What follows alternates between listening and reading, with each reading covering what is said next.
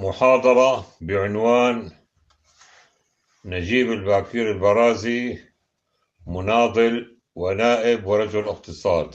ولد نجيب بن محمد الباكير البرازي في حماه عام 1877، حيث تلقى علومه الأولية في حماه ثم فيما بعد في اسطنبول. زوجته الأولى كانت الكيلاني وله منها ولدان، ممدوح تولد 1901، مختار تولد 1903، إلا أن المرض أقعدها فبقي دون الزواج إلى أن تزوج عام 1936 من زوجته الثانية من آل المأمون، وهي لبنانية، وقد رزق منها ب5 أبناء و3 بنات، ومن بين أبنائه سمير البرازي رجل الأعمال المعروف. مارس نجيب البرازي العمل الزراعي منذ نعومة أظفاره، حيث كان رائدا في هذا المجال من حيث تطوير واقع العمل الزراعي، وقد كان رائدا لإدخال الآلة والمكننة على أعمال الزراعة مع تطبيق أفضل الأساليب العلمية في العمل الزراعي. لم يكتفي بالزراعة، وإنما اتجه نحو مجالات استثمارية أخرى، حيث أشاد ولاية الشرق بأول طلعة الدباغة، ثم أشاد بناء مقابل قيادة موقع حماه يشغل أحد طوابقه الآن نادي صف الضباط. كذلك فقد قام بإنجاز مشروع كهرباء حي الدباغة في الثلاثينات، وكان ذلك بداية كهرباء حماه فيما بعد، إلا أن هذا المشروع لم يكتب له النجاح. قام ببناء طاحونة النهر، والتي كانت مقابل أحذية مفتاح بالدباغة، ولتسميتها بطاحونة النهر له أساس، هو أن جميع الطواحين كانت مائية على نهر العاصي من منبعه وحتى مصبه، وكانوا يعدون 40 طاحونة تعمل بجريان مياه العاصي من الرسل وحتى شيزر. ومن طواحين حماه المشهورة الغزالة محل قامة الفنون الجميلة، الأرامل وراء ناحورة الأمورية، الحلوانية جانب ناحورة الخضورة، القاسمية أول جسر باب النهر، الحجرين آخر جسر باب النهر، العونية غرب ناحورة المحمدية، الظاهرية كازو شيزر تخسيس، الفاغرية الرسل طواحي كافية، الجدان. وهنا لابد من شكر الأستاذ العزيز والأستاذ شنطية، لأن أسماء طواحين مدينة حماه هو الذي أسعفني بذكر أسمائها ومواقعها. بالنسبة لطاحون التخصيص فإنها بقيت تعمل حتى أواخر ثمانينات القرن الماضي، لأن جميع الطواحين المائية تراجعت تدريجيا عن العمل منذ عام 1962 عندما انتهى بناء سد الرسل وابتدأ تغذية المياه به، حيث يتم جريان المياه في العاصي حسب فتح بوابات السد. نعود إلى طاحونة النار، فقد تم تسميتها بهذا الاسم لأنها كانت تعمل على الوقود. كذلك فلتشغيلها كان يتم إشعال فتيلة وإدخالها إلى الطاحون حتى يتم تشغيلها. بعد ذلك مع بداية خمسينات القرن الماضي تم تحويل طاحونة النار إلى مصنع لألواح الثلج. إن طاحونة النار كانت بالأصل شركة مساهمة يملك نجيب البرازي معظم سهامها، لذا وفي عام 1990 قام السيد مصطفى الكردي بشراء معظم سهام تلك الطاحون من الورثة، ومن لم يستطع معرفته من ورثة المالكين فقد قام بإنزال الطاحون إلى إزالة الشيوع، حيث آلت كامل الملكية إليه، ومن ثم قام بهدم البناء وإشادة السيتي سنتر مكانه. من خلال نهضة نجيب البرازي الثاقبة المستقلية اشترى أرضا عند العوجيات وبنى عمارة فيها ما زال اسمه حتى الآن عمارة تجيواغا، رغم أنه حل محلها البالي والبيسان أي في بداية الثلاثينات. استغرب الكثيرون شراء قطعة هذه الأرض بهذا البعد، في الوقت الذي كان بناء البلدية هو آخر بناء في المدينة لناحية الشرق. يوم قال نجيب البرازي: خلال 40 عاما ستتوسع حماه وسيصل البناء إلى هذه العمارة. وفعلا فإن البناء قد وصل إلى تلك العمارة في منتصف السبعينات ليتجاوزها ليصل حتى المصابي.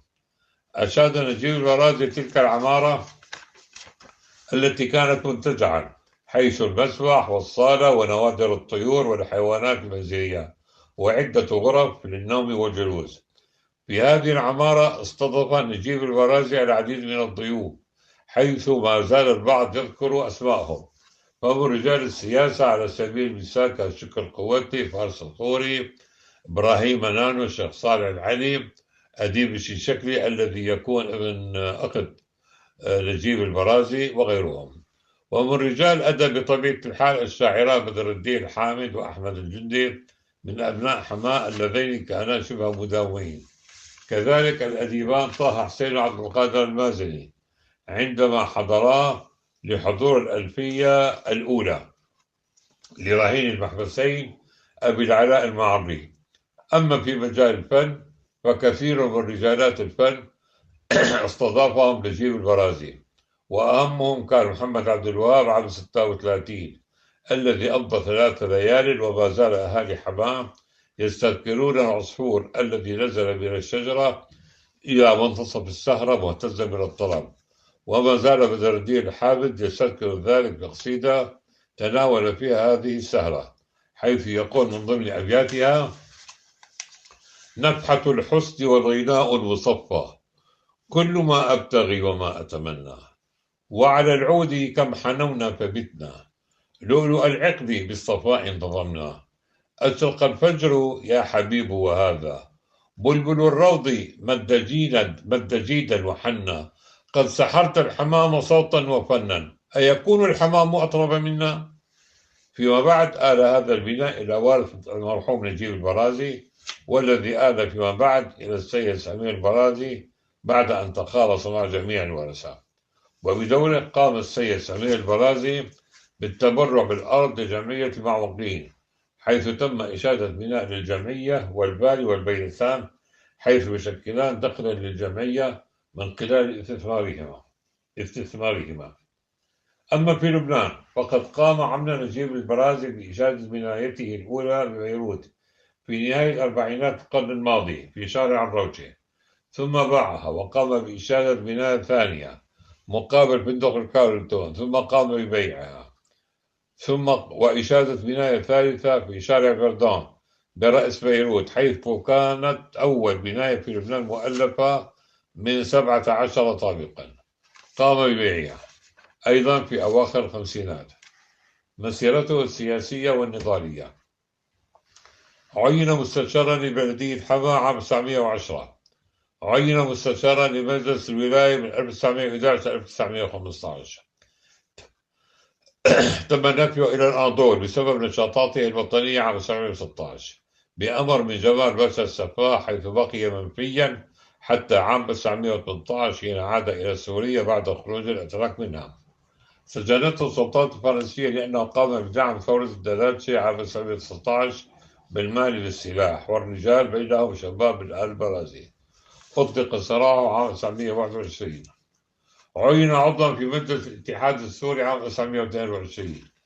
ومعلومات عن الاتحاد السوري هي على النحو التالي: بعد فصل سوريا عن لبنان عام 1920 بموجب اتفاقية سايكس بيكو، تم تشكيل الاتحاد السوري لفيدراسيون سوريين يضم ممثلين عن سوريا ولبنان بمعدل ممثل واحد عن كل محافظة، يتم اختياره من قبل وجهاء المحافظة بغية إقامة اتحاد فيدرالي بين سوريا ولبنان، حيث بلغ عدد 12 8 من سوريا و4 من لبنان. طبعا علاوات المحافظات السورية كان عددهم 8: حلب، حما، حمص، دمشق، السويدة، اللاذقية، دير الزور، الحسكية. و4 من لبنان اللي هن بيروت، طرابلس، الصيدا، زحلية. وكان الاتحاد برئاسة جنرال غورو، لكن هذا الاتحاد لم يرق للجنرال غورو، حيث كانت مطالب الاتحاد الرئيسية تتمحور حول حق الدفاع المشترك، وحدة السياسة الخارجية، وحدة النقل بين البلدين وفك ارتباطهما بالفرق الفرنسي. ملاحظة: العملة سابقا لم تكن تصدر باسم المصرف المركزي حاليا، وإن باسم بنك سوريا ولبنان، وأن فرع هذا البنك بحماه كان مقابل جامع السلطان، وحتى الآن ما زال مكتوب عليه باللغة الفرنسية بنك سوريا ولبنان، وهو حاليا المصرف التجاري السوري فرع رقم 3. وذلك إضافة لعدة مطالب أخرى، لكن ذلك لم يرق للجنرال غورو الذي قام بحل الاتحاد. ولعل ذلك هو أحد الأسباب في اندلاع الثورة في سوريا عام 1925. نرجع لعام نجيب آغا. شارك في ثورة عام 1925 التي لم يكتب بها النجاح، حيث حوكم أمام المحكمة الاستئنافية العسكرية لعلي، وصدر الحكم عليه بالسجن 10 سنوات، لكن أخرج سبيله في 18 تموز 1927 بموجب عفو أصدرته فرنسا بمناسبة عيد الثورة الفرنسية. شارك في تأسيس الكتلة الوطنية عام 1932، حيث كان عضوا فعالا بها، بدليل ورود اسمه عدة مرات في مسلسل حمام الخيشاني الذي يعرض حتى الآن. هو المسلسل القديم، صار له شيء 25 سنة هلا عم يعيدوه، الذي كان يحكي الفترة التاريخية السورية للمنتصف الأول من القرن الماضي. هذا وقد كان نجيب البرازي من أبرز قادة الكتلة الوطنية، حيث كان رئيسها في حمام. دعم بقوة الثورات التي قامت في سوريا ضد المحتل الفرنسي، حيث تم التنسيق بينه وبين قائد الثورة السورية سلطان باشا الأطرش، حيث قام بدعم ثورة السويداء وثورة الغوطة بقيادة حسن القراط، وثورة جبل الأربعين بقيادة إبراهيم نانو، وثورة حمص بقيادة الشيخ هاشم الأتاسي، وثورة جبل العلويين واللاذقية وطرطوس بقيادة الشيخ صالح العلي، حيث ما زال أهالي الشيخ بدر ومصياب يذكرون حتى الآن دعم نجيب البرازي لثورة الشيخ صالح العلي بقوة مالا وسلاحا، كما شاركه بالدعم زوج أخته حسن الشيشكري والد أديب الشيشكري، إضافة إلى كامل باكير مختار قرية الربيعة الذي كان يقوم بإيصال المال والسلاح والعتاد والمؤونة المرسلة من نجيب البرازي إلى الشيخ صالح العلي عن طريق مصياف ووادي العيون. وقد قال عنه النائب عبد اللطيف يونس في كتابه عن ثورة الشيخ صالح العلي بالصفحة 84: كان المرحوم رشيد طليع حاكم حماة في العهد الفيصلي والسيد نجيب البرازي يطلعان بأكبر عبء في بعوث الثورة ومساعدتها، وكان الشيخ يعتمد عليهما كل الاعتماد. بعدين سجن لمشاركته بالإضراب الخمسيني عام 36. شارك بالوفد الذي ذهب إلى القاهرة عام 38 من أجل القضية الفلسطينية باعتباره بقادة الرأي السياسي العريقين. كان من ضمن الوفد السوري الذي ذهب إلى القاهرة عام 45 لتأسيس الجامعة العربية. يوجد صورة للوفد مع الملك فاروق سأرسلها إلى صفحة الجمعية. كتبت صحيفة الحوادث اللبنانية في عددها 1084 تاريخ 19/8/77 بأنه في عام 43 حدثت في لبنان مجاعة. يوما كان حسن البرازي للوزارة، حيث اتصل سامي الصلح الذي كانت تربطه صداقة متينة مع نجيب البرازي ومع حسن البرازي الذي هو ابن أخ نجيب البرازي، طالبا منه من نجدة. فقام نجيب البرازي بفتح مخازنه وأرسل شحنات قمح إلى لبنان بواسطة حسن البرازي، ووفاء للبنان لحسن البرازي الذي توفي هناك، وقد تم تشييعه بجنازة رسمية عام 75. في مذكراته كتب خالد العظم أن نجيب البرازي كان من بين 7 قادة كبار، أي من سيكون رئيسا للمجلس النيابي ومن يختار رئاسة الحكومة، ولم يكن يرضى أن ينتقل إلى مقدمة الساحة بدليل رفض تسلم أي وزارة رغم الوعود والرجاوات التي عرضت عليه. أما في حمام فإن نجيب البرازي كان يمد الثوار بالمال والسلاح، وكان الإخلاق مركز تجمع للثوار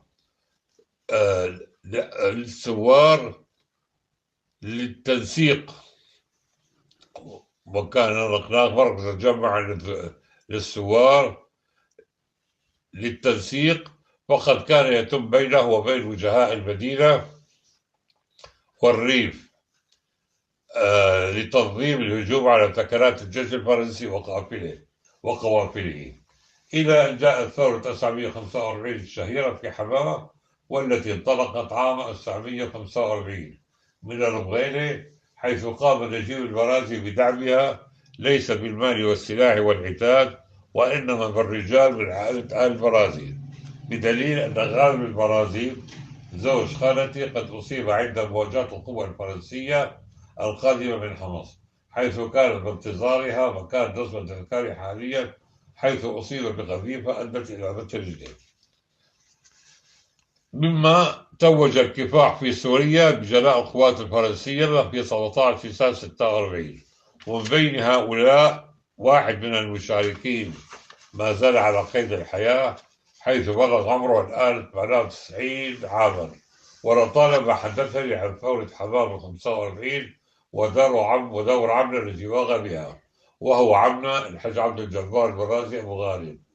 ليس هو فقط، وإن معظم من شارك بها من آل البرازي حرشو، عبد الله، درويش، أصلان، إبراهيم الشريف وغيرهم ممن كانوا يسردون القصص تلك الفترة، والآن يستحضرني قصة طريفة من خلال مقاومة الاحتلال الفرنسي يكمن في قصة الشخوذ.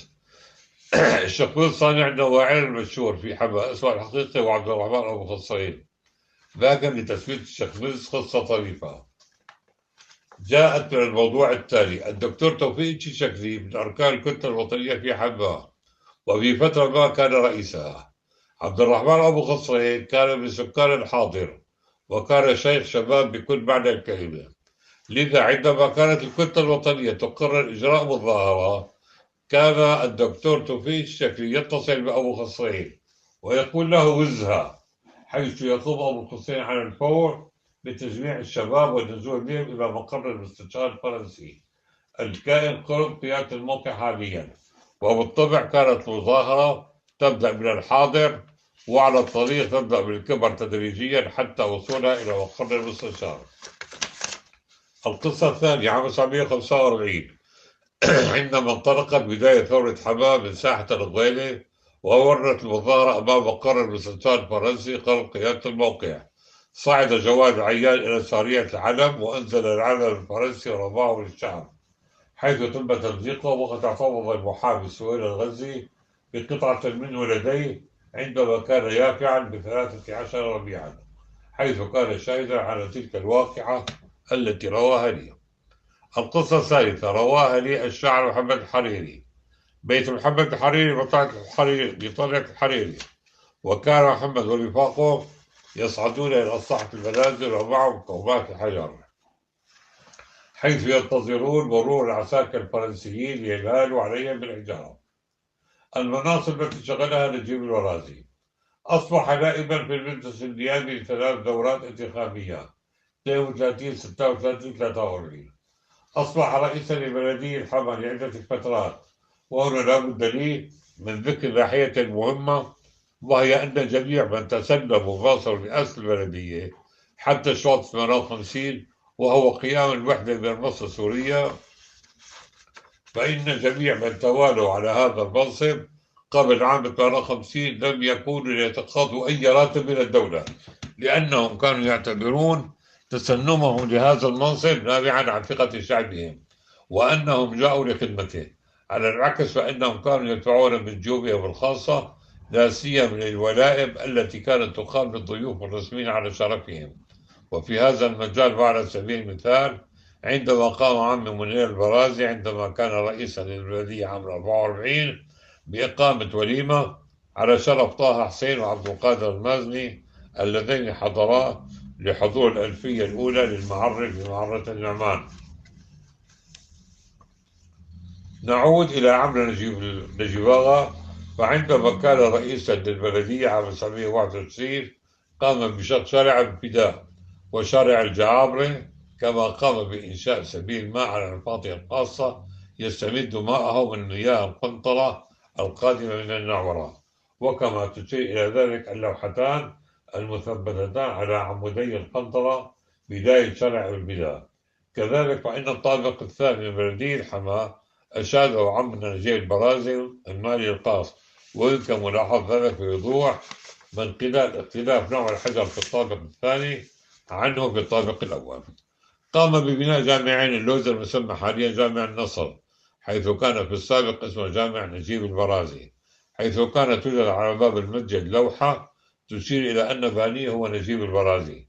كذلك قام بالمساهمة في إنشاء العديد من المساجد. نجيب البرازي والأيتام: إن ملجأ الأيتام أكثر ما يكون اسم ملتصقا باسم نجيب البرازي، لذلك جعلت لهذا الأمر فقرة خاصة سأرويها على النحو التالي وبشكل مختصر. بعد أن وضعت الحرب العالمية الأولى أوزارها، قدم إلى مدينة حماة المجاهد سعيد العاص، والذي كان ضابطا في الجيش العثماني، وشارك في حرب ألبانيا والجبل الأسود، وشاهد عددا كبيرا من الأطفال الفقراء من أولاد الأرامل الأيتام محرومين من كل شيء، فاقترح فكرة التعاون لتأسيس مدرسة لهؤلاء الأطفال لتعليمهم وإيواء الأيتام منهم، حيث توجه برفقة عدد من رجال حماة والمشايخ إلى مفتي حماة الشيخ سعيد الجعسان، حيث تم طرح الفكرة عليه، فراقت له وبسبب كثرة مشاغله فرأس المجموعة الشيخ مصطفى جابر، حيث تمت متابعة الموضوع لدى الجهات المختصة، وتم تأسيس الجمعية باسم جمعية خيرية الحاضر، وكانت اللجنة التأسيسية على الشكل التالي: الشيخ مفتي سعيد النعسان، الشيخ علي محمد قلوف، الحاج محمود جابر، الشيخ عبد الرزاق الحداد، السيد بكري قطاب البارودي، السيد مصطفى عاشور، الشيخ مصطفى جابر. وقد صدر الصك من قبل متصرف حماة بتاريخ 7 آذار 1920، وهذا نصه: لحضرة الشيخ مصطفى جابر ورفقاء مؤسسي الجمعية الخيرية في محلة حاضر، قد أذنت لكم بتأسيس هذه الجمعية الخيرية وفقا للشرائط التي أتيتموها بالبيان المعطى من قبلكم المحفوظ عنه نسختان في دائرة الأوراق بحماة، على أن ترفقوا سيركم حسب قانون الجمعيات، وإذا ظهر لدى الحكومة ما يخالف ذلك تعطل جمعيتكم وتجري بحقكم التعقيبات القانونية والسلام. بغية تأمين مورد الجمعية تم الاتصال مع المدير الدين البرازي، حيث تم تشكيل لجنة جديدة برئاسة جباغ البرازي وعضوية كل من الحاج نصر العاشق، السيد عبد الحسيب البارودي، الشيخ السيد عبد الحسيب الشيخ سعيد محامي رئيس الملئي، السيد علي الزعيم، السيد محمود الجمان، محمود جمال الدين، السيد محمد خالد العبيسي، السيد عبد الكريم الصباغ، السيد عبد الرحيم الغزي الذي أصبح أمينا للسر ومديرا للمدرسة، لتأمين موارد الجمعية والمدرسة والمساعي من السيد نجيب المرازي الذي كان في حينها نائبا في المجلس النيابي، فقد استطاع الحصول على مرسوم بتخصيص رأي عدد من الدكاكين عائدة للدولة إلى مدى الأيتام في حي الحاضر، يربو عددها على 100 دكان، ويظل ريعها عائدا لملجأ الأيتام ما دام الملجأ قائما يمارس الشطح. بعد جلاء القوات الفرنسية عن سوريا عام 46، وحيث أن الجيش الفرنسي كان منتقدا من خان رستم باشا ثكر له، وحيث أن الثكر أصبح ثغرة، فقد استطاع نجيب البرازي الحصول على موافقة بتخصيص خان رستم باشا لملجأ الأيتام، وفعلا فقد استلمت الجمعية خان رستم باشا وكان بحالة يرثى لها، ولتأمين موارد الجمعية من أجل ترميمه، حيث قام نجيب البرازي بالتبرع ببستان يقع على ضفة نهر العاصم، تم بيعه ب50 ليرة ذهبية، ثم انهارت التبرعات حيث تم إصلاح ما قلن، وتم بناء بعض الغرف على السطح، كذلك بناء مسجد في باحة الخان لتتوالى فيما بعد عمليات البناء ليصبح بشكل الحالي.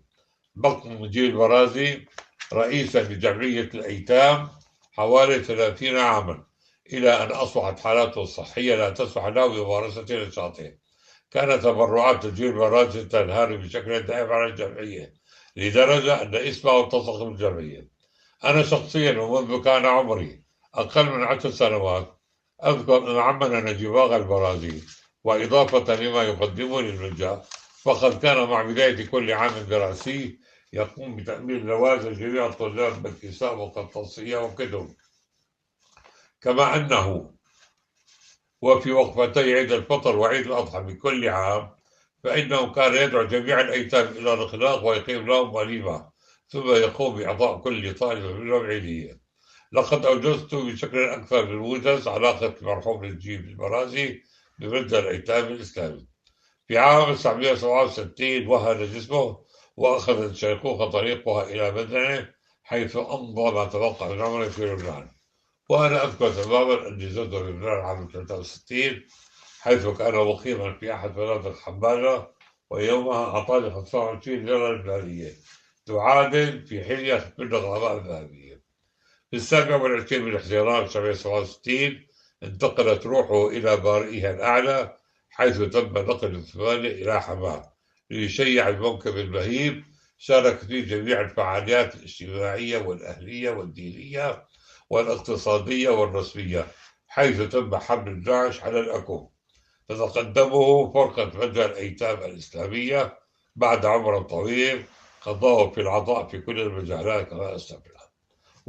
وشكرا لكم.